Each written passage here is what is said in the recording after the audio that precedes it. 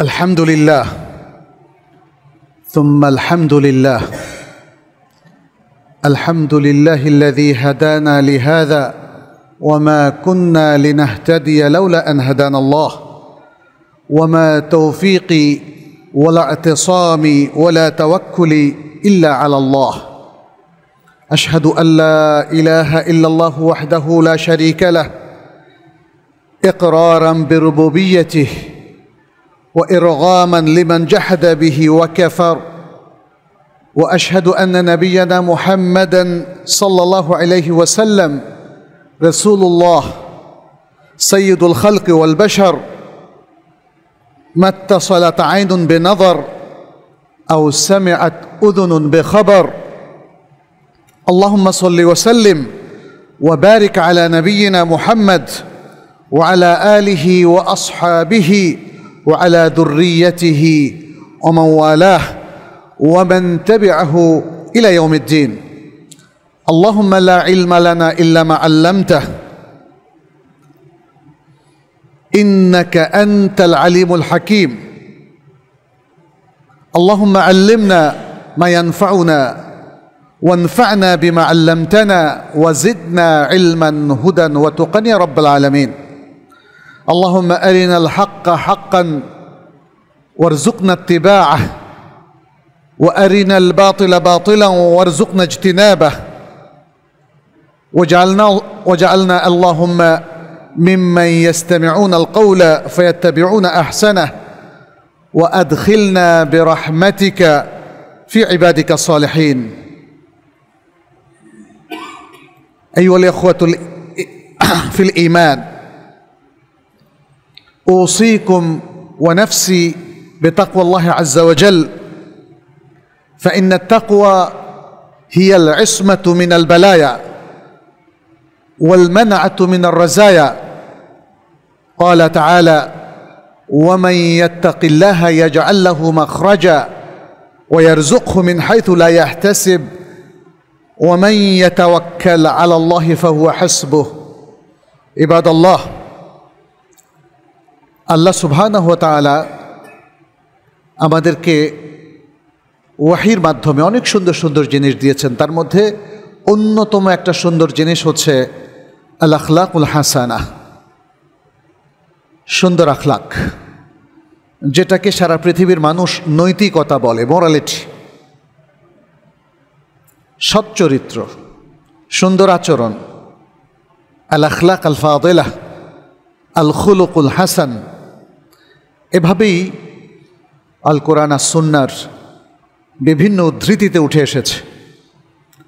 আল্লাহ সুবহানাহু ওয়া তাআলা তার নবী মুহাম্মদ সাল্লাল্লাহু আলাইহি ওয়াসাল্লামকে আল কোরআনে সত্যায়ন করেছেন, প্রশংসা করেছেন, অ্যাপ্রিসিয়েশন দিয়েছেন এবং সুন্দর একটা সার্টিফিকেট হচ্ছে কি ওয়া ইন্নাকা লাআলা খুলুকিন আযীম, আর নিশ্চয়ই আপনি অধিষ্ঠিত রয়েছেন মহান চরিত্রের উপর। মহান চরিত্র মানে উত্তম চরিত্র, সবচেয়ে সুন্দর চরিত্র। এটা যে এতটাই গুরুত্বপূর্ণ সেটি আরেকটি আয়াতে তিনি তুলে ধরেছেন। নবী সাল্লাল্লাহু আলাইহি সাল্লামকে, যিনি পৃথিবীর সর্বকালের সর্বশ্রেষ্ঠ মানুষ ছিলেন, সর্বশ্রেষ্ঠ নবী ছিলেন এবং শেষ নবী ছিলেন, যাকে দিয়ে আল্লাহ সুবহানাহু ওয়া তাআলা নবুয়ত এবং রিসালাতের ধারা কমপ্লিট করে দিয়েছেন। স্বভাবতই তিনি হচ্ছেন শ্রেষ্ঠ মানুষ, সৈয়দ ওয়ালাদ আদম। এত কিছুর পরেও তাকে কি বলেছেন? বলেছেন ওয়ালা ফাবিমা রাহমাতিন মিনাল্লাহি লিনতা লাহুম, আল্লাহর রহমতে আপনি বিনয়ী হয়েছেন, নরম হয়েছেন। ওয়ালাউ কুনতা ফাযযান গালিযাল কলবি লানফাদ্দু মিন হাওলিক, আর যদি আপনি কঠোর হৃদয় সম্পন্ন, কঠিন ভাষার অধিকারী হতেন, তাহলে আপনার চারপাশ থেকে মানুষ সরে যেত। শ্রেষ্ঠ মানুষ, তার আচরণ যদি হতো কঠোর, রিঅ্যাক্টিভ, আচরণ যদি হতো এমন যেটা শুনে মনে হয় মনটা বড় কঠিন, তাহলেও মানুষ তার চারপাশে থাকতো না। তাহলে আজকে আমাদের অবস্থানটা কোথায়? আমরা কি নিজেদেরকে এলাকার সবচেয়ে ভালো মানুষ হিসাবে দাবি করতে পারি? অথবা প্রতিষ্ঠানের আমি শ্রেষ্ঠ মানুষ, এটা কি কেউ বলতে পারেন? বলতে পারেন না। কারণ আমাদের প্রত্যেকেরই ড্রব্যাক আছে, ত্রুটি আছে, ঘাটতি আছে এবং আচরণগত সমস্যাও আছে। তাহলে আমাদের নৈতিক শিক্ষাটা কি আরও প্রয়োজন নেই? আমাদের আখলাকটা কি আরও সুন্দর হওয়া প্রয়োজন না? বিশেষ করে যারা শিক্ষা প্রতিষ্ঠানগুলোতে শিক্ষার্থী হিসাবে অধ্যয়ন করছে,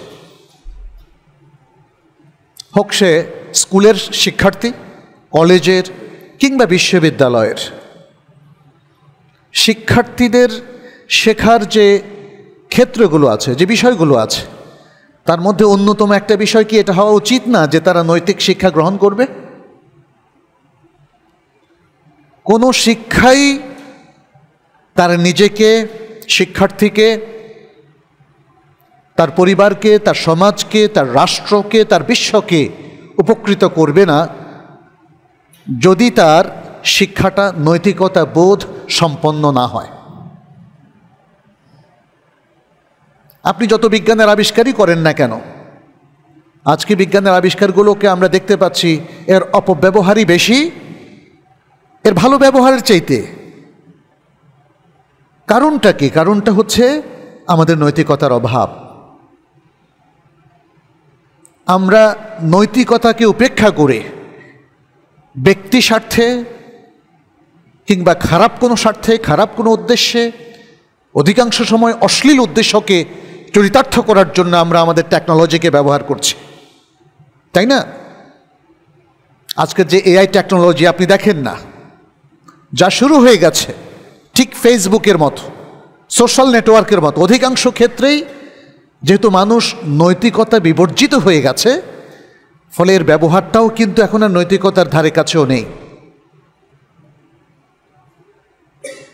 আমরা ইতিমধ্যে সোশ্যাল নেটওয়ার্কে দেখেছি, তাই না? নৈতিকতার দুর্ভিক্ষ খরা চলছে। কারণ নৈতিক শিক্ষাটা আমাদের শিক্ষাঙ্গনে, আমাদের কারিকুলামে, আমাদের সিলেবাসে, আমাদের ক্লাসরুমে, আমাদের শিক্ষকদের শিক্ষাদান কার্যক্রমের মধ্যে সেই গুরুত্বটা পাচ্ছে না যেই গুরুত্বটা পাওয়া উচিত ছিল, যে গুরুত্বটা দিয়েছেন স্বয়ং আল্লাহ রাব্বুল আলামিন এবং যেই গুরুত্বটা দিয়েছেন রাসূলুল্লাহ সাল্লাল্লাহু আলাইহি ওয়াসাল্লাম। নৈতিকতার শিক্ষা যদি আমাদের কারিকুলামের মূল উপজীব্য না হয়, মূল থিম এবং মূল বিষয় না হয়, তাহলে আমরা শিক্ষার্থীদের যে প্রোডাক্টটা তৈরি করছি ওই জায়গায় সব থাকবে, কি থাকবে না? নৈতিকতাটা থাকবে না। এবং সেটাই হচ্ছে। এই শিক্ষার্থীরা এক সময় তারাও শিক্ষক হবে, তারা পুলিশ অফিসার হবে, তারা সৈনিক হবে, সেনা অফিসার হবে, তারা প্রশাসক হবে, তারা ব্যবসায়ী হবে, তারা রাজনীতিবিদ হবে, তারা সমাজের সর্দার হবে। কিন্তু যদি তাদের মধ্যে আপনি নৈতিকতা খুঁজে না পান, তাহলে একটু চিন্তা করেন প্রতিষ্ঠানের কি অবস্থা হবে, সমাজের কি অবস্থা হবে, রাজনীতির কি অবস্থা হবে, দেশের কি অবস্থা হবে, সেনাবাহিনীর কি অবস্থা হবে, পুলিশের কি অবস্থা হবে। আপনি একটু চিন্তা করে দেখেন। নৈতিক শিক্ষার গুরুত্ব ইসলামে এটাকে একদম প্রথম কাতারে রাখা হয়েছে। ঈমান আকীদার গুরুত্বের সমান্তরালে এটাকে রাখা হয়েছে। আপনি পূর্ণ ঈমানদার, সুন্দর আকীদা এবং দ্বীনের জরুরি জ্ঞান সবগুলো রপ্ত করেছেন, আখলাকটা নাই, আপনার এই দ্বীনি জ্ঞান কোনো কাজে আসবে বলেন? মানুষ তখন ডাবল আপনার বিরুদ্ধে সে মনোভাব পোষণ করবে, বলবে যে উনি দ্বীনের জ্ঞান রাখেন, দ্বীনি ব্যক্তিত্ব, অথচ তার আখলাকটা ভালো নেই, এটা গ্রহণযোগ্য নয়। অন্য একজন সাধারণ মানুষের প্রতি সে যতটা রাগ করবে, আপনার প্রতি রাগ আরও ডাবল হয়ে যাবে, যাবে না? মানুষের প্রত্যাশা মুসলিম মোমেন যারা ঈমানদার এবং যারা ইসলামী জ্ঞান রাখে এবং ইসলামকে চর্চা করে, সালাত পড়ে, সিয়াম রাখে, তারা যেন ভালো মানুষ হয়, তারা যেন মিথ্যা কথা না বলে, তারা যেন ধোঁকা প্রতারণা না করে, তারা যেন নিজের জন্যে, পরিবারের জন্যে, সমাজের জন্যে, দেশের জন্যে তারা যেন ভালো কিছু করে, কল্যাণকর কিছু করে। এটি তো নৈতিক শিক্ষার মূল কথা।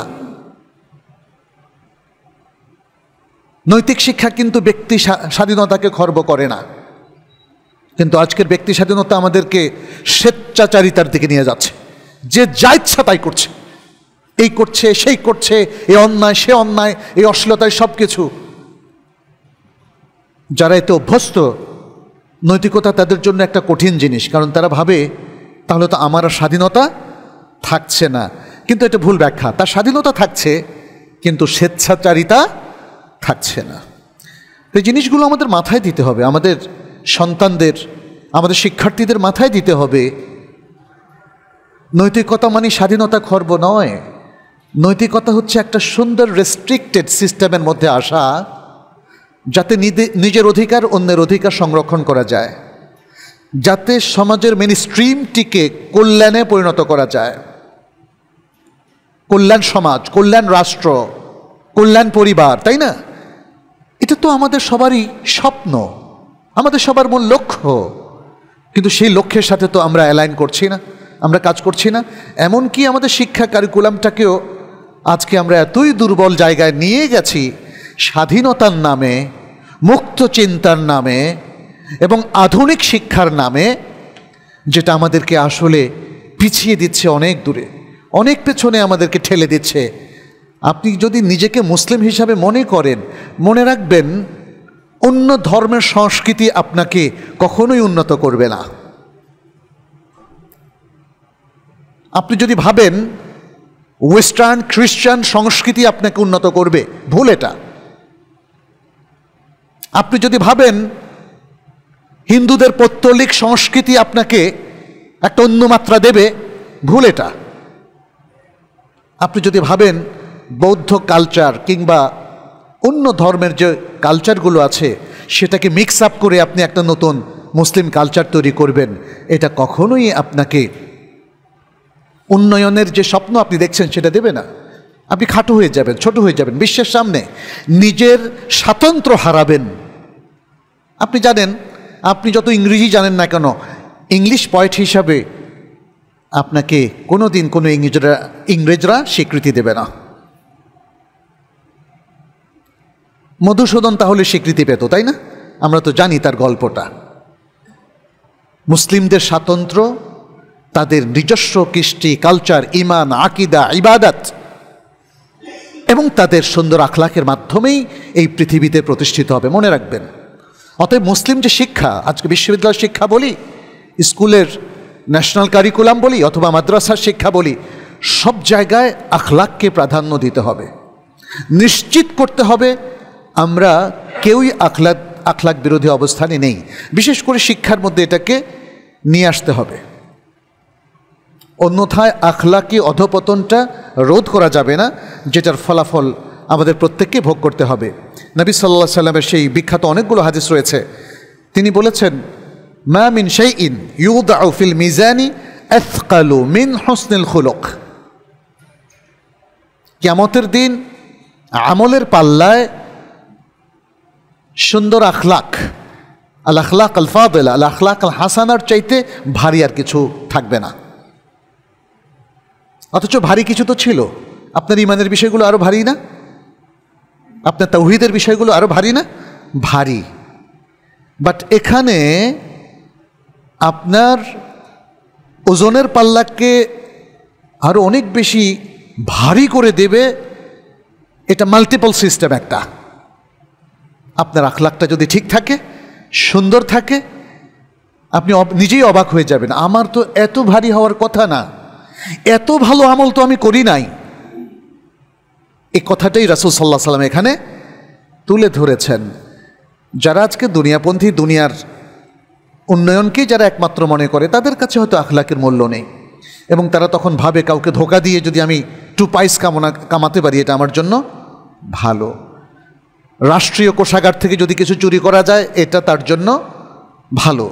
মানুষকে ঠকিয়ে অথবা মানুষকে জুলুম করে যদি তার সম্পদ হাতানো যায় এটা কারো কারো জন্য ভালো।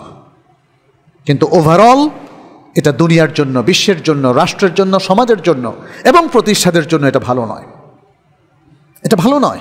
আজকে আমাদের বাংলাদেশের এই যে ধরেন এত সমস্যা, আপনি একটা সমস্যা সমাধান করতে যান আরও 10টা সমস্যা মাথা চাড়া দিয়ে ওঠে। আপনি যত ভালো মানুষগুলোকেই সামনে নিয়ে আসেন নেতৃত্বের জন্য, সমস্যার কোনো সমাধানও নাই, শেষও নাই, কারণ আপনি জেনারেশন তৈরি করেন নাই এবং এখনো করছেন না। যারা ভাবছেন শুধুমাত্র সায়েন্টিফিক নলেজ এবং টেকনোলজিক্যাল অ্যাডভান্স দিয়ে জাতি গঠন করবেন, ভুল। নৈতিকতাকে বিসর্জন দিয়ে এই টেকনোলজি আপনাকে কোনোদিন উন্নয়ন দেবে না। আপনি যাই করেন না কেন, আপনার সাথে নৈতিকতার শিক্ষাকে ইন্টিগ্রেট করতেই হবে এবং সেটাকে প্রাধান্য দিতেই হবে। আপনি যে কোনো কাজের আগে আপনার নৈতিক অবস্থান ক্লিয়ার করবেন। আপনি রাষ্ট্র চালাবেন, আপনাকে যদি দায়িত্ব দেওয়া হয়, আপনি বলবেন রাষ্ট্রের দায়িত্ব আমি আমানতদারির সাথে পালন করব। আপনি যদি সৈনিক হন, সেনা অফিসার হন, পুলিশ অফিসার হন, আপনি বলবেন আমি দেশের সেবা করব আমানতদারির সাথে এবং নৈতিকতা বোধ সম্পন্ন হয়ে। তাহলে আপনি দেশের সম্পদ হবেন। আপনি যদি খেয়ানত করেন তাহলে কিভাবে আপনার দ্বারা দেশ, রাষ্ট্র, মানুষ, জনগণ উপকৃত হবে বলেন তো? এই জিনিসটা তো সবার মাথায় দিতে হবে। আমাদের সব শিক্ষার্থীদের মাথায় এই জিনিসটা থাকতেই হবে, অন্যথায় সেটা কঠিন হয়ে পড়বে আসলে সার্বিক উন্নয়ন। আজকে আমরা যদি পরিবারগুলোতে খবর নেই, দেখব যে সুবহানাল্লাহ একটা ডিজাস্টার চলছে। দেখবেন যে একজন মা তার সন্তান নিয়ে নানা শেকায়াত, তার আমার সন্তানকে আমি গড়ে তুলতে পারছি না, সে অশ্লীল চলাফেরা করে। আরেকজন বাবা বলবেন, আমাদের কাছে নোট আছে, একজন বাবা বলছেন আমার সন্তানের বয়স 17 বছর। 17 বছর তো ম্যাচিউরড, তাই না? সব কিছু বুঝে, হয়তো কলেজ পাস, এখনই বিশ্ববিদ্যালয়ে ভর্তি হবে, কিন্তু সে অত্যন্ত জেদি, কারো কথা শোনে না, পরিবারের মা বাবার সাথে খুবই দুর্ব্যবহার করে, ভাই বোনদের সাথে লাগালাগি করে এবং বাইরে তার চলাফেরাটাও খুবই খারাপ। আছে না এরকম সন্তান? প্রচুর আছে। ইউনিভার্সিটি লেভেলে, আমিও তো ইউনিভার্সিটি শিক্ষক, আমরা দেখতে পাচ্ছি আমাদের শিক্ষার্থীদের মধ্যে একটা বড় সংখ্যক উচ্ছন্ন হয়ে গেছে, বকে গেছে। কেন এটা গেল এবং তাদেরকে উদ্ধারের উপায় কি? তারা কি আমাদের সন্তান না? যারা আজকে নানা ধরনের অনাকাঙ্ক্ষিত আচরণ করছে, আমি খুব ভদ্র ভাষায় বললাম, প্রকৃত চিত্র তুলে ধরতে গেলে এমন ভাষায় বলতে হবে যেটা হয়তো আমরা লজ্জা পেয়ে যাব। ওরা কি আমাদের সন্তান না? ওরা কি আমাদের কাছের মানুষ না? আমার জনগণ না? আমার দেশের মানুষ না তারা? এদেরকে রক্ষা করার জন্য তাহলে আমরা কি চিন্তা করছি? একটা প্রতিযোগিতা চলছে সবখানে, উন্নয়নের প্রতিযোগিতা। এদেশে এনজিওর পরিমাণও প্রায় 40,000। কি কাজ করছে ওরা? নৈতিক উন্নয়নে কারা কাজ করছে? একটু চোখ খুলে দেখেন, দেখবেন যে কেউ না, কেউ না। একটা এনজিও নাই যে মেয়েদের নৈতিক উন্নয়নে কাজ করবে, ছেলেদের নৈতিক উন্নয়নে কাজ করবে, শিশুদের নৈতিক উন্নয়নে কাজ করবে, বিশ্ববিদ্যালয় ছাত্রদের নৈতিক উন্নয়নে কাজ করবে। আর যদি বিশ্ববিদ্যালয় পর্যায়ের শিক্ষা কারিকুলাম দেখি, ওখানে নৈতিক শিক্ষা নামে কিছুই নাই। আপনি দেখবেন একটা জিনিস, আমি আমার এক্সপেরিয়েন্স থেকে বলছি এবং আমার মনে হয় আপনারাও একমত হবেন। শিশুরা, কিশোররা যখন স্কুলে, মাধ্যমিকে কিংবা কলেজে 11 অথবা 12th গ্রেডে পড়াশোনা করে, তখন তাদের যে নৈতিকতা বিশ্ববিদ্যালয়ে এসে সব শেষ হয়ে যায় কি না? মনে হয় যেন বিশ্ববিদ্যালয়ের পর্যায় হচ্ছে এখানে স্বেচ্ছাচারিতার বয়স, অশ্লীল কথা কাজে লিপ্ত হওয়া, প্রেম, প্রণয়, পরকীয়া, এই সমস্ত কাজ করার এটা হলো মূল বয়স। অথচ বিশ্ববিদ্যালয়ের বয়সটাই হলো স্টুডেন্ট মানব সম্পদে রূপান্তরিত হওয়ার সবচেয়ে মোক্ষম বয়স। তাহলে এমন হচ্ছেটা কেন? আমাদের বিশ্ববিদ্যালয়গুলোকে এটা নিয়ে চিন্তা করা উচিত না? একটা রিসার্চ সেল থাকা উচিত না যে বিশ্ববিদ্যালয়ে স্টুডেন্টদের আচরণগত ইতিবাচক পরিবর্তন কি করে করা যায় এটা নিয়ে একটু ভাবা উচিত। নেতিবাচক কেন হচ্ছে, কেন তাদের মধ্যে কাঙ্ক্ষিত ইতিবাচক পরিবর্তনটা আমরা লক্ষ্য করছি না? অল্প কিছু মেধাবী ছাত্র হয়তো নিজেদের ক্যারিয়ার গঠনের জন্য নিজেদেরকে একটা সুন্দর সিস্টেমের মধ্যে রেখেছে, অধিকাংশই আমরা দেখতে পাচ্ছি না, তাদের ক্যারিয়ার চেতনাও নাই, তাদের নৈতিক চেতনাও নাই, তাদের চলনে বলনে কোনো আদর্শবাদিতা কিছুই নাই। এটা নিয়ে আজকে আমাদেরকে ভাবতে হবে। আমাদের শিক্ষকদেরকে আজকে তারা যখনই যে সাবজেক্টই পড়ান না কেন তারও তো একটা এথিক্স থাকা উচিত, তাই না? আপনি দেখবেন মেডিকেল এথিক্স আছে, ইঞ্জিনিয়ারদের এথিক্স আছে, ব্যবসায়ীদের এই এথিক্সগুলো নিয়ে অনেক বইও পাবেন, আপনি ইংরেজিতেও প্রচুর বই পাবেন। এথিক্স এবং মরালিটি এটা সবার জন্য খুব গুরুত্বপূর্ণ একটা বিষয়, একটা প্রসঙ্গ। আপনি বিজনেস এথিক্স যদি রক্ষা না করেন তাহলে তো বাজারের অবস্থা খুব খারাপ হয়ে যাবে, যেটা আমাদের দেশে অলরেডি হয়েছে, তাই না? আমরা দীর্ঘদিন ধরে বাজারে কোনো পিওর জিনিস, অর্গ্যানিক জিনিস পাই না, পাই কি? আর যেগুলো পাই সেগুলো খুবই নিম্নমানের এবং তার সাথে রাসায়নিক মেশানো। ফলে সবাইকে দেখতে পাচ্ছি সবাই অসুস্থ হয়ে গেছে, সবাই অসুস্থ হয়ে গেছে। বিল্ডিংয়ের ক্ষেত্রে দেখবেন ইঞ্জিনিয়ারদের এথিক্সে পতন হয়েছে, ডাক্তারদের এথিক্সে পতন হয়েছে। ফলে ডায়াগনোসিস সেন্টার এবং ফার্মেসিগুলোতে দেখেন ঔষধের মানও ঠিক থাকছে না, পরীক্ষার মানও ঠিক থাকছে না, আরও কত কিছু, মানে এগুলো জাস্ট কিছু উদাহরণ। আমাদের স্কুলের শিক্ষকরা হয়ে গেছেন কোচিং বাণিজ্য নির্ভর। কোচিং করাটা আসলে নিষেধ হওয়ার কথা ছিল না যদি এটা নৈতিকতা সম্পন্ন হতো, বাট কোচিংটা এত কলুষিত হয়ে গেছে। মূল স্কুলে পড়াশোনা নাই, পড়াশোনা যা আছে সেটা কোচিংয়ে আছে। প্রত্যেকটা জায়গায় জায়গায় অধপতন দেখা দিয়েছে, বিপর্যয় দেখা দিয়েছে, যেটি আল্লাহ সুবহানাহু ওয়া তাআলা কোরআনে উল্লেখ করেছেন, যাহারাল ফাসাদু ফিল বাররি ওয়াল বাহরি বিমা কাসাবাত আইদিন নাস। জলে স্থলে সর্বত্র বিপর্যয় দেখা দিয়েছে, কারণটাও আল্লাহ উল্লেখ করেছেন, বিমা কাসাবাত আইদিন নাস, মানুষ যা করে তার কারণে। আমরাই তো নষ্ট করেছি, তাই না? আমরা অনেক কিছু নষ্ট করেছি। দেখেন, মরাল অবস্থান যদি নষ্ট হয়ে যায় তখন মানুষ নদীর উপরও আক্রমণ করে, খালের উপরও আক্রমণ করে। আপনি বুঝতে পেরেছেন আশা করি। খাস জমিটাও দেখবেন যে দখল হয়ে যাচ্ছে,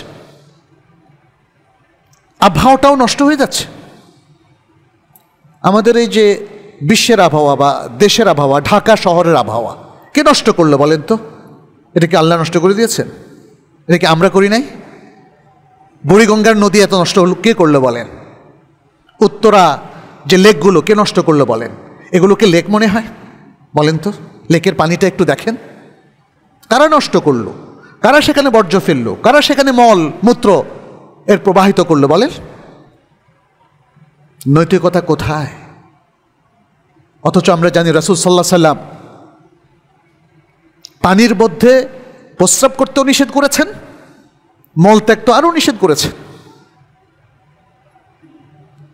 আজকে ইসলামকে আমরা একটা ধর্ম হিসাবে দেখছি, কিন্তু ইসলাম তো ধর্ম না, ইসলাম হলো জ্ঞানের কেন্দ্র, বিশ্ববাসীর ভালো মানুষ হওয়ার ট্রেজার। ইসলামটাকে আপনি যদি জ্ঞানের বিশ্ববিদ্যালয় হিসাবে গ্রহণ করেন, সেখান থেকে শিক্ষা নেওয়ার মতো মানসিকতা তৈরি করেন, তাহলে আমাদের দেশের প্রত্যেকটা মানুষ কিন্তু ভালো হয়ে যায়। আল কোরআন আর সুন্নাহ আপনি দেখেন, একটা টেক্সট পাবেন না, একটা বাক্য পাবেন না যেখানে আপনাকে কোনো খারাপ কাজে উদ্বুদ্ধ করা হয়েছে। আর যদি মানুষের নিরাপত্তার কথা বলেন তাহলে দেখেন, কোরআন তো বলছে যদি কেউ একজন মানুষকে হত্যা করে তাহলে অ্যাজিভ যে সে সমস্ত মানবতাকে হত্যা করলো। এটা বনী ইসরাইলের প্রতি আল্লাহর নির্দেশনা ছিল, যেহেতু তারা ছিল সবচেয়ে দুষ্ট, আজও তারা দুষ্ট। তারা গাজার মতো একটা জায়গাকে দেখেন কি নিরপরাধ মানুষ, তার বিরুদ্ধে যুদ্ধ করছেন আপনি। এটা কিসের যুদ্ধ? মানুষ খাবারই পাচ্ছে না, কারো হাতে অস্ত্র নেই, আপনি তাদের বিরুদ্ধে যুদ্ধ করছেন। আর যদি মনে করেন যে একটা দল তাদের বিরুদ্ধে যুদ্ধ করছে, তাহলে দলের বিরুদ্ধে যুদ্ধ করেন। জনগণের বিরুদ্ধে তো যুদ্ধ করাটা এটা নীতিগতভাবে অন্যায়, এটা যুদ্ধ অপরাধ। তারা সব যুগেই মানবতা বিরোধী ছিল। কোরআনে আল্লাহ তাআলা তাদের ব্যাপারে বলেছেন, এই জন্য তাদেরকে নির্দেশ দিয়েছেন যে শোনো, কাউকে অন্যায়ভাবে হত্যা করা যাবে না, কারণ একজনকে হত্যা করা মানে গোটা মানব জাতিকে হত্যা করা, আর একজনকে বাঁচিয়ে দেওয়া মানে গোটা মানব জাতিকে নিরাপত্তা দেওয়া এবং বাঁচিয়ে দেওয়া। ইসলাম তো এই এথিক্সের কথা বলছে। ইসলাম কাউকে অন্যায়ভাবে তার দাঁত ফেলে যেন কেউ না দেয়, তাকে আক্রমণ যেন না করে, তাকে আহত যেন না করে, তাকে নিহত যেন না করে। কতগুলো আয়াত আছে, রাসূল সাল্লাল্লাহু আলাইহি সাল্লাম তার কতগুলো হাদিস আছে। বৃক্ষ, উদ্ভিদ, এগুলোও যেন কেউ উপড়ে না ফেলে। ইসলাম তো সে এটিকেটসের কথাও বলে, তাই না? আপনি আল্লাহর দেওয়া এই যে আবহাওয়া, এটাকে চেঞ্জ করতে পারবেন না। সব কিছুকে অর্গ্যানিকভাবে সংরক্ষিত করে মানবতার সেবা দেওয়া, এটা ইসলামের এটিকেটস, মরালিটি। কিন্তু এই শিক্ষাটা কোথায় বলেন তো দেখি? আপনারা কি আপনাদের কারিকুলামের মধ্যে এগুলো পান? আর দেখেন, এই যে আজকের আধুনিক শিক্ষা আমাদের কি আসলে কি মোরাল নলেজটা দিয়েছে না অব্লিগেশন দিয়েছে? কোনোটাই দেয়নি, বরং মোরাল নলেজটাকে উঠিয়ে নিয়েছে, মোরাল অব্লিগেশনটাকে উঠিয়ে নিয়েছে। সবচেয়ে বড় শিক্ষিতরাই আজকে সবচেয়ে বেশি দুর্নীতি করে কি না বলেন? তাহলে শিক্ষাটা কোথায় আপনাকে আমাকে নিয়ে যাচ্ছে, এটাকেও একটু দেখতে হবে। আমাদেরকে সতর্ক হতে হবে যাতে করে আমরা আসলে ইসলামের মূল জায়গাটা থেকে মরালিটিটা শিখি। মুসলিম ইসলাম ছাড়া অন্য কোথাও থেকে ভালো মরালিটি শিখবে না। পৌত্তলিকদের থেকে কিছু কৃষ্টি কালচার আপনাকে মরাল করবে না। খ্রিস্টান, ইহুদি বা ওয়েস্টার্নারদের থেকে কোনো কালচার আপনাকে সমৃদ্ধ করবে না। অথচ মানুষকে মরালি তৈরি করার জন্যে, উন্নত করার জন্যে, সুন্দর করার জন্যে, সৌন্দর্যমণ্ডিত করার জন্যেই নবী সাল্লাল্লাহু আলাইহি সাল্লাম এসেছিলেন। তিনি বলেছেন, ইন্নামা বুইসতু লিমাকারিমিল আখলাক, আমাকে নবী হিসাবে পাঠানো হয়েছে যেন আমি সুন্দর আখলাকটাকে সবার মধ্যে ইনকালকেট করে দেই, রোপণ করে দেই, বপন করে দেই। শুধু শিখিয়ে দেওয়া না, একটা জিনিস রোপণ করলে সেটা আস্তে অঙ্কুরিত হয়ে বড় হয়। অতএব প্রত্যেকের মধ্যে এই মরালিটি ইনকালকেট করতে হবে। শুধু টিচিংয়ে কাজ হবে না, শুধু টিচিংয়ে কাজ হবে না। শিখিয়ে দিলাম, এক কান দিয়ে ঢুকলো আর এক কান দিয়ে বের হয়ে গেল। বাট পুরো একটা জেনারেশন তৈরি করতে হবে যারা এই মোরাল এডুকেশনের উপরে যারা ব্রট আপ হয়েছে, যাদেরকে শেখানো হয়েছে, যাদেরকে প্রশিক্ষণ দেওয়া হয়েছে, যাদেরকে তারবিয়াত দেওয়া হয়েছে। এই জন্য ইসলাম দেখবেন তারবিয়াত কথাটাকে খুব গুরুত্বের সাথে ব্যবহার করে। তারবিয়াত হচ্ছে প্র্যাকটিক্যাল এডুকেশন। আপনি যা শিখছেন তা আমলে কনভার্ট করবেন, রূপান্তরিত করবেন। This is the education taught by the prophet Muhammad সাল্লাল্লাহু আলাইহি সাল্লাম। এবং এটা সাহাবাদের জীবনী পড়লে আপনি দেখবেন তারা কোরআন থেকে 10টা আয়াত শুনতো, পড়তো, বুঝতো, আমল করত এবং তারপরে নেক্সট আয়াতগুলোতে যেত। আমরা শুধু সায়েন্সের কিছু এক্সপেরিমেন্ট প্র্যাকটিক্যাল করি, আর হিউম্যানিটিস, মরালিটি, এগুলো প্র্যাকটিক্যাল দরকার নাই, কপি পেস্ট। নাকি আমাদের স্টুডেন্টরা এখন খুব কপি পেস্ট করে, আর এআইকে এখন বলে আর্টিকেল অ্যাসাইনমেন্ট লিখে দেয়। এটাও ইমোরাল। আর এখন এটাকেও বন্ধ করার জন্য সফটওয়্যার বের হয়েছে, তাই না? যেটা কি চ্যাট জিপিটি দিয়ে লিখেছে না অন্য কি দিয়ে লিখেছে, এটা মোট 2 মিনিটে 1 মিনিটে বের করে ফেলা যায়। কিন্তু তারপরেও তো অন্যায়টা থেমে নেই, প্রতারণা থেমে নেই। যতক্ষণ না রিয়াল এডুকেশন আমরা দিতে পারবো ততক্ষণ পর্যন্ত মরালিটি আসবে না। আসল এডুকেশনটা হচ্ছে অন্তরে, মাইন্ড সেটিং এবং অন্তরের বিশুদ্ধতা। এই দুটো নিশ্চিত করা না গেলে এই ভলিউম বই দিয়ে কোনো কাজ হবে না। ওয়াজ মাহফিল, খুতবা, এগুলো কোনো কাজে আসবে না। আমি যারা শিক্ষার্থী আছে তাদেরকে বলবো, বিকজ তোমরা যারা ইউনিভার্সিটিতে পড়ছো তোমরা অ্যাডাল্ট, তোমরা এখন অনেক কিছু বুঝো। এখন অনেক ছোট বাচ্চাদেরকে, কিশোরদেরকে আমরা অনেক ম্যাচিউর দেখি, কিন্তু তাদের এই ম্যাচিউরিটি তারা আসলে এই সুন্দর জিনিসগুলোতে ইউজ করছে না, কারণ বিশ্বের টেকনোলজি এখন মানুষকে খারাপের দিকে নিয়ে যাচ্ছে বেশি। জীবনকে এনজয় করা, উপভোগ করা, মজা করা, ফান করা, নানা জিনিস আমাদেরকে পেয়ে বসেছে। দেখেন, এই যে মরাল জিনিসটা, এটা অনেক কিছুর সাথে রিলেটেড। যেমন ফাস্টফুড কালচারও কিন্তু ইমরাল। আপনি বাসায় তৈরি করে রান্না খাবার খাচ্ছেন না, মহিলারা এখন আর কিছু রান্না করছে না। দেখেন, মানুষের ভালোবাসাটা কমে যাচ্ছে, ফাস্ট ফুডে যাচ্ছেন, জাঙ্ক ফুড খাচ্ছেন, আপনি হেলদি ফুড খাচ্ছেন না, মানে পরিণামটাও খারাপ। আর মরাল আমাদের যে মানে অবস্থান, এটা যদি আমরা ক্লিয়ার করতে পারি তাহলে সব জায়গাটা ঠিক হয়ে যাবে অটোমেটিক। আল্লাহর সাথে আপনার মরাল অব্লিগেশনটা কি, এটা নিয়ে কি একটু ভেবেছেন? আপনার রিলিজিয়াস মরাল অব্লিগেশনটা কি? যেমন 5 ওয়াক্ত সালাত টাইম মতো পড়া, সিয়াম রাখা, তাই না? ইসলামের ইবাদতের প্রত্যেকটার মধ্যে একটা মরালিটি আছে, এবং এর মধ্যে ফিজিক্যাল বেনিফিটও আছে, যেহেতু একটা ব্যায়াম, অনেক কিছু আছে। যারা সায়েন্স পড়েন তারাও এগুলো জানেন। প্রত্যেকটা ইবাদত দেখেন আল্লাহ সুবহানাহু ওয়া তাআলা একটা মরালিটির জন্য দিয়ে দিয়েছেন। বলছেন সালাতের ক্ষেত্রে, আকিমিস সালাতা লিযিকরি, আমাকে রিমেম্বার করার জন্য তোমরা সালাত পড়ো। তাইলে প্রত্যেক সালাত আপনাকে আল্লাহর সাথে কানেক্টেড করে দিচ্ছে। এর মানেই হচ্ছে আমি সালাতের আগেও খারাপ পথে ছিলাম না, পরেও খারাপ পথে যাব না। আপনি যদি আল্লাহ থেকে ডিটাচড হয়ে যান, আল্লাহকে ভুলে যান, আপনার খারাপ এবং পাপের মধ্যে সম্পৃক্ত হওয়া খুব সহজ হয়ে যাবে। সহজ হবে কিনা? আপনি ফজরে ঘুম থেকে উঠেই আল্লাহর সাথে কানেক্টেড হলেন, তারপরে কাজ করলেন অনেকক্ষণ, লম্বা টাইম, দুপুরে আপনি আবার আল্লাহর সাথে কানেক্টেড হলেন। দিবসের শেষের দিকে এসে আসরে আপনি আবার আল্লাহর সাথে কানেক্টেড হলেন। মাগরিব, যখন পৃথিবীতে একটা মহা পরিবর্তন হয়ে গেল, সূর্য অস্ত যাচ্ছে, অস্ত গেল, আপনি আবার আল্লাহর সাথে কানেক্টেড হলেন। এবং বিফোর ইউর স্লিপিং আপনি আবার আল্লাহর সাথে কানেক্টেড হলেন।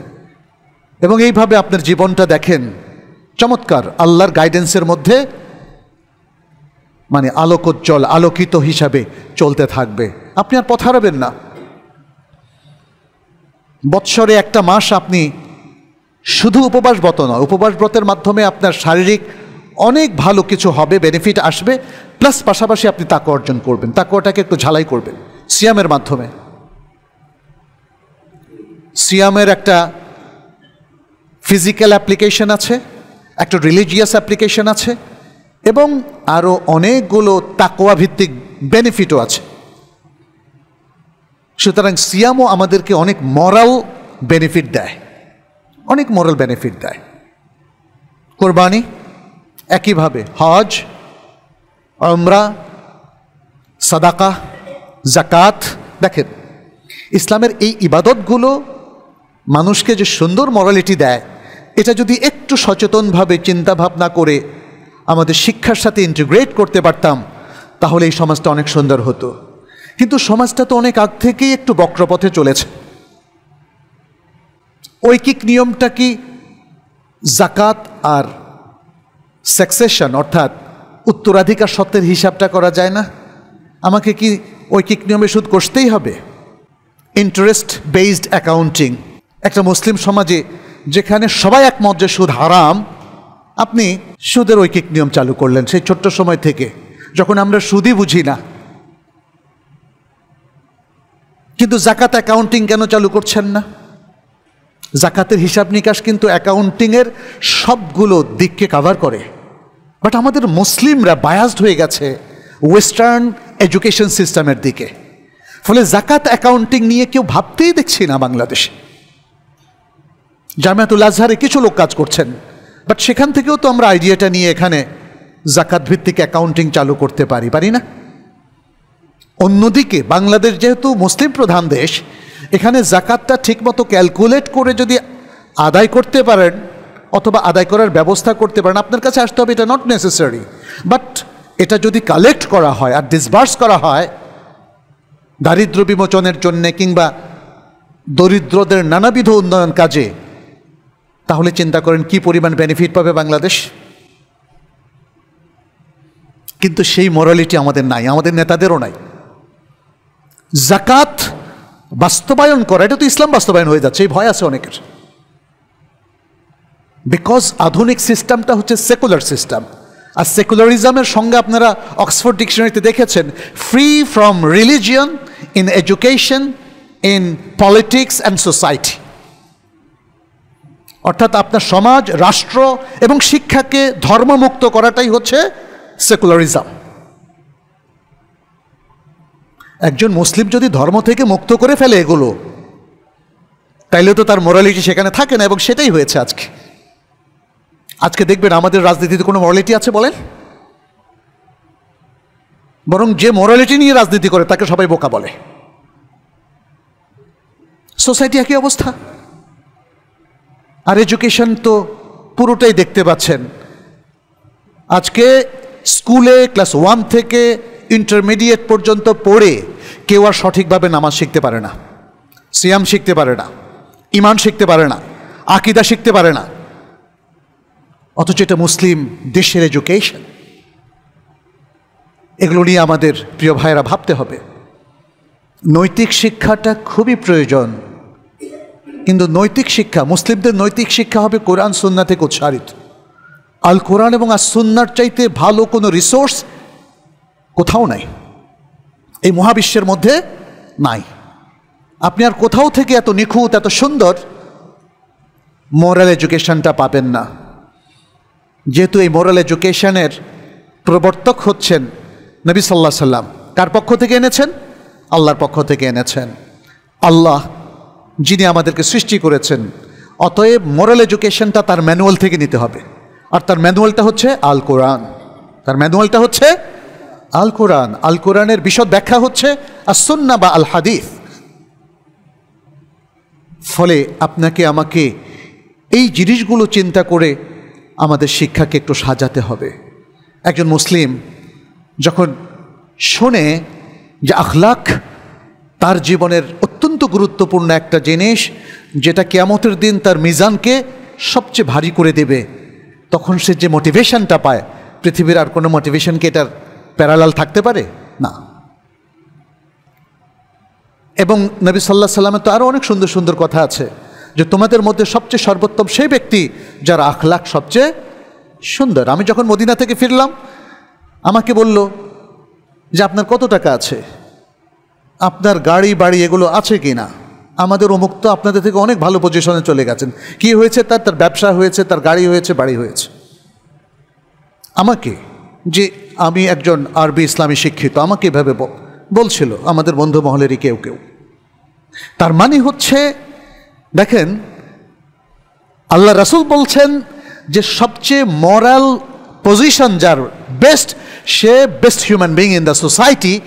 অথচ আমাদের বন্ধুরা, আমাদের চারপাশের লোকজন বলছে যার পয়সা বেশি সে সবচেয়ে বেস্ট, সে সবচেয়ে সফল। কার কয়টা গাড়ি, কয়টা বাড়ি আছে। এই চিন্তা থেকে বেরিয়ে আসতে হবে প্রিয় ভাইরা। যারা ক্যারিয়ার নিয়ে ভাবছো, তোমরা বিশ্ববিদ্যালয়ের শিক্ষার্থী যারা আছো, তাদেরকে বলবো শুধু টাকা পয়সা দিয়ে ক্যারিয়ার গড়ার চিন্তা করা উচিত হবে না। ড্যাফোডিল ইন্টারন্যাশনাল ইউনিভার্সিটিতে এন্টারপ্রেনারশিপ নিয়ে অনেক ওয়ার্কশপ হয়, অনেক কিছু হয়। এন্টারপ্রেনারশিপকে ইসলাম পছন্দ করে। দেশের উন্নয়নের জন্য, সমাজের উন্নয়নের জন্য, ব্যক্তিগত উন্নয়নের জন্য, প্রাতিষ্ঠানিক উন্নয়নের জন্য এটা খুব প্রয়োজন। কিন্তু এর মানে এই নয় যে টু মেক মানি। এই টার্গেটটা আমাদেরকে ধ্বংস করে দিচ্ছে। ক্ষমতা, টাকা, দুনিয়ার ক্যারিয়ার তৈরি করা, এটা যাদের একমাত্র লক্ষ্য, তারা মরালিটি হারায়। অতএব আমাদেরকে একটু সাবধান থাকতে হবে, আমরা যেন আমাদের মরালিটি না হারাই, আমরা যেন মানব সম্পদে পরিণত হই।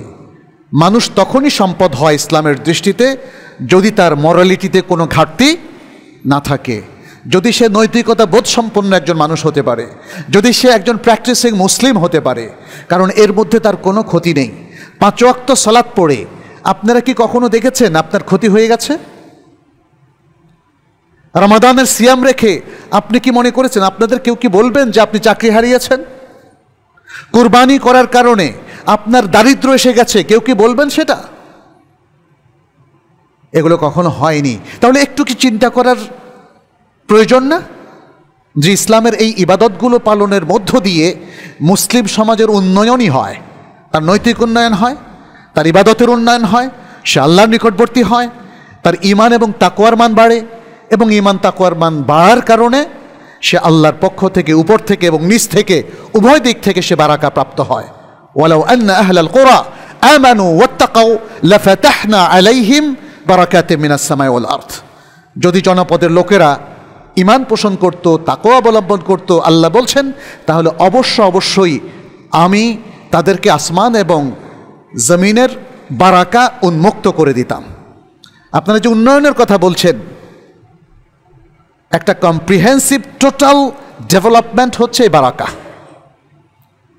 আর যে উন্নয়নের কথা আমাদেরকে শেখানো হয় পাশ্চাত্য থেকে, সেটা সোশ্যাল ডেভেলপমেন্ট না, সেটা হলো বৈষয়িক, অর্থাৎ অর্থনৈতিক, ইকোনমিক ডেভেলপমেন্ট, টাকা বাড়ানো, মানি মেক করা।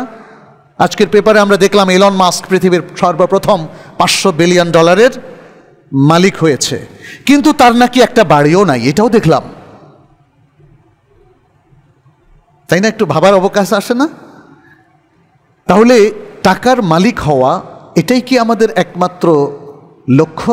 মুসলিমদের লক্ষ্য কখনোই এটা নয়। মুসলিমদের আসল লক্ষ্য হওয়া উচিত আখিরাতে আল্লাহর কাছে নাজাত পাওয়া এবং আল্লাহর কাছে পুরস্কার পাওয়া। মুসলিমদের এটাও জানা উচিত তার পার্মানেন্ট রেসিডেন্স এই পৃথিবী নয়, তার পার্মানেন্ট রেসিডেন্স হচ্ছে কোথায়? আখিরাতে, জান্নাতে। সে পিয়ার পাওয়ার জন্য যদি ট্রাই করে, তাহলে জান্নাতের পিয়ার তার দরকার, দুনিয়ার পিয়ারের কোনো প্রয়োজন আমাদের নেই। কারণ আপনি আসলে দুনিয়া স্থায়িত্ব পাবেন না, কার যে কখন মৃত্যু আসে কেউ আমরা জানি না। ফলে যারা আখিরাতমুখী চিন্তা করে, কোরআন বারবার আখিরাতের কথাই বারবার বলছে, অবিল আখিরাতে হুম ইউকিনুন লাকাদ কানা লাকুম ফি রাসূলিল্লাহি উসওয়াতুন হাসানাহ লিমান কানা ইয়ারজুল্লাহা ওয়াল ইয়াউমাল আখিরাহ। এভাবে আখিরাতের কথা বারবার বলেছে। আখিরাতমুখী চিন্তাই দুনিয়ার এই বিপর্যয়, এই অধপতন, এই আখলাকি এবং অশ্লীলতা, এসব কিছু থেকে আমাদেরকে রক্ষা করতে পারে, এবং তখনই আমরা মানব সম্পদে পরিণত হব। তাহলে ইসলামের যে ঈমান, যে আকীদা, যে তাকওয়া, যে আদল, যে ইনসাফ, যে সুন্দর আখলাক, এগুলো মানুষকে পৃথিবীর শ্রেষ্ঠ মানব সম্পদে পরিণত করে। কিন্তু পৃথিবীর একটা শ্রেণী যারা নৈতিকতা বিরোধী, যারা পৃথিবীর বিপর্যয় সৃষ্টি করতে চায়, যারা পৃথিবীতে অরাজকতা তৈরি করতে চায়, অধপতন চায়, অশ্লীলতা চায়, তারাই ইসলামের বিরুদ্ধে দাঁড়ায়। আমাদেরকে এটাও ভালো করে জানতে হবে, এবং তাহলেই হয়তো আমরা আমাদের সত্যিকারের পথ খুঁজে নিতে পারবো। আমরা আল্লাহর কাছে দোয়া করি তিনি যেন তাঁর দেওয়া এই যে প্রোগ্রাম, নৈতিকতার প্রোগ্রাম, সেটা বোঝার তৌফিক আমাদেরকে দান করেন। তিনি যেন আল কোরআন এবং আস-সুন্নাহ বোঝার তৌফিক আমাদেরকে দান করেন। আমরা যেন আমাদের প্রিয় নবী, আমাদের প্রিয় রোল মডেল নবী মুহাম্মদ সাল্লাল্লাহু আলাইহি সাল্লাম, তার সিরাত, তার সুন্নাহ পড়ে, তাকে বুঝে, তাকে রোল মডেল হিসাবে গ্রহণ করতে পারি। আল্লাহ যেন তাকে অনুসরণ করার তৌফিক আমাদেরকে দান করেন। আকুলু কাউলি হাযা ওয়া আস্তাগফিরুল্লাহ লি ওয়া লাকুম ওয়া লিসাইরিল মুসলিমিন ফাস্তাগফিরুহু ইন্নাহু হুয়াল গফুরুর রহিম। আলহামদুলিল্লাহি রাব্বিল আলামিন ওয়াল আকিবাতু লিল মুত্তাকিন ওয়া উসাল্লি ওয়া উসাল্লিমু আলা নাবিয়িনা মুহাম্মাদিন ওয়া আলা আলিহি ওয়া আসহাবিহি আজমাইন। আম্মা বা'দ, ইবাদাল্লাহ ইত্তাকুল্লাহ واتبعوا سنة نبيكم وكونوا عباد الله الصالحين المؤمنين المخلصين المتقين. نسأل الله سبحانه أن يجعلنا وإياكم من عباده المقربين ومن عباده المتقين، ونسأله سبحانه أن يوفقنا وإياكم لما يحبه ويرضى، ويجعلنا وإياكم من الذين يستمعون القول فيتبعون أحسنه. اللهم تقبل منا إنك أنت السميع العليم وتب علينا إنك أنت التواب الرحيم. عباد الله، আল্লাহ সুবহানাহু ওয়া তাআলা আমাদেরকে সুস্থ মানুষ রূপে সৃষ্টি করেছেন। তিনি আমাদেরকে যেমন আমাদের একটা ফিজিক্যাল এক্সিস্টেন্স দিয়েছেন, অ্যাপিয়ারেন্স দিয়েছেন, খুব সুন্দর করেছেন। পাশাপাশি আমাদেরকে একটা আকল দিয়েছেন এবং ইলমের জন্য একটা রিসোর্সও দিয়েছেন। আকল যেটা আমাদের হিউম্যান ইন্টেলেক্ট এবং আমাদের হার্ট, যা দিয়ে আমরা উপলব্ধি করি, আর ইলম বা জ্ঞানের যে ট্রেজার সেটি হচ্ছে আল কোরআন এবং আর সুন্নাহ। আমাদের আকল দ্বারা আমরা যেমন বেনিফিটেড হই, ঠিক তেমনি আমাদের মনে রাখা উচিত ইলমের বেনিফিট আরও অনেক বেশি। আকলটা লিমিটেড, প্রত্যেকে যে বুদ্ধি দিয়ে কাজ করছেন এটা লিমিটেড, বাট ইলমটা এসেছে আল্লাহর পক্ষ থেকে ওহী রূপে। সেখানে বিশ্ব মানবতার জন্য একটা চমৎকার গাইডলাইন আছে, যেমনটি আল্লাহ সুবহানাহু ওয়া তাআলা বলেছেন, যালিকাল কিতাবু লা রাইবা ফীহি হুদাল লিল মুত্তাকিন, যে এই গ্রন্থ যাতে কোনো সন্দেহ নাই, আর এটা হলো মুত্তাকিনদের জন্য গাইডেন্স, হেদায়াত। ফলে আমার আপনার সকলেরই উচিত হবে এই গাইডেন্সটাকে ভালো করে বোঝা এবং সেটাকে গাইড হিসাবে গ্রহণ করা। আমরা যেন কোরআন থেকে বিচ্ছিন্ন না হই, আমরা যেন আমাদের নবী সাল্লাল্লাহু আলাইহি সাল্লামকে রোল মডেল হিসাবে গ্রহণ করা থেকে বিচ্ছিন্ন না হই, এবং তাকে বাদ দিয়ে অন্য কাউকে আমরা যেন আমাদের প্রিয় ব্যক্তিত্ব হিসাবে গ্রহণ না করি। তাহলে এই ডিজাস্টারটা হয়ে যায়। আল্লাহ যেন আমাদেরকে সে বিপদ থেকে রক্ষা করেন, বরং আমরা যেন আমাদের শিক্ষা, দীক্ষা, প্রশিক্ষণ, তারবিয়াত, তালিম এসব কিছুর মধ্য দিয়ে আত্মগঠন করি এবং আলোকিত মানুষ হই। আমরা যেন মোরাল যে অ্যাপ্লিকেশনটা ইসলাম আমাদের উপর ইম্পোজ করেছে, আমরা যেন সেটাও ভালো করে বুঝে নেই, ধারণ করি। তাহলেই ভালো মুসলিম হওয়ার পথটা আমাদের সামনে উন্মুক্ত হবে। আজকে মুসলিমদের অবস্থা দেখে যেটা বোঝা যায়, মানে মনে হয় যেন পৃথিবীর নিয়মকানুন ভঙ্গের দিক থেকে এবং পিছিয়ে পড়া জনপদ হিসাবে মুসলিমদের আর কোনো বিকল্প নাই। প্রত্যেকটা জায়গায় পিছিয়ে আছি আমরা, মরালিটির দিক থেকে পিছিয়ে আছি, ধোঁকাবাজি প্রতারণার দিক থেকে এগিয়ে আছি, আবহাওয়া নষ্ট করার দিক থেকে এগিয়ে আছি, ভালো কিছু করার দিক থেকে পিছিয়ে আছি, তাই না? এটা মুসলমানদের এখন একটা অবধারিত বৈশিষ্ট্যে পরিণত হয়েছে আমাদের দুর্বল শিক্ষা ব্যবস্থার কারণে এবং পরজীবী শিক্ষা ব্যবস্থার কারণে। মুসলিম শিক্ষা ব্যবস্থা মুসলিম গবেষকদের দ্বারা পরিচালিত হতে হবে এবং আমাদের বিশ্ববিদ্যালয় শিক্ষা, আমাদের কলেজ শিক্ষা, আমাদের মাধ্যমিক, আমাদের প্রাইমারি শিক্ষা, এই সব কিছুকে নতুনভাবে ঢেলে সাজানো প্রয়োজন এবং কারিকুলাম সমৃদ্ধ করা প্রয়োজন এবং সেখানে নৈতিক শিক্ষাকে হাইলাইট করা, ফোকাস করা প্রয়োজন। আসুন সেভাবেই আমরা কাজ করতে থাকি। আশা করি আল্লাহ সুবহানাহু ওয়া তাআলা তিনি আমাদেরকে সাফল্য দিবেন এবং আশা করছি আল্লাহ সুবহানাহু ওয়া তাআলা আমাদেরকে তৌফিক দেবেন যেন আমরা এই কাজগুলো সুন্দরভাবে করতে পারি। আল্লাহ যেন আমাদের সকলকেই ভালো কাজে তৌফিক দান করেন, আমাদেরকে আমল সালেহের তৌফিক দান করেন, বোঝার তৌফিক দান করেন, নিজেদের আত্মোপলব্ধি তিনি যেন তৈরি করে দেন, আমাদের ভুল ত্রুটিগুলো চিহ্নিত করার তৌফিক দান করেন এবং জীবনের সর্বক্ষেত্রে, বিশেষ করে শিক্ষাক্ষেত্রে ভুল ত্রুটিগুলোকে কারেক্ট করে সুন্দরভাবে শিক্ষা ব্যবস্থাকে আরও সমুন্নত করে এগিয়ে যাওয়ার তৌফিক দান করেন। আমাদের মধ্যে যারা অসুস্থ রয়েছে আল্লাহ যেন তাদেরকে সুস্থ করে দেন, যারা সমস্যাগ্রস্ত, অভাবগ্রস্ত কিংবা নানা ধরনের প্রবলেম ফেস করছে আল্লাহ যেন তাদের সে সকল সমস্যাকে দূর করে দেন।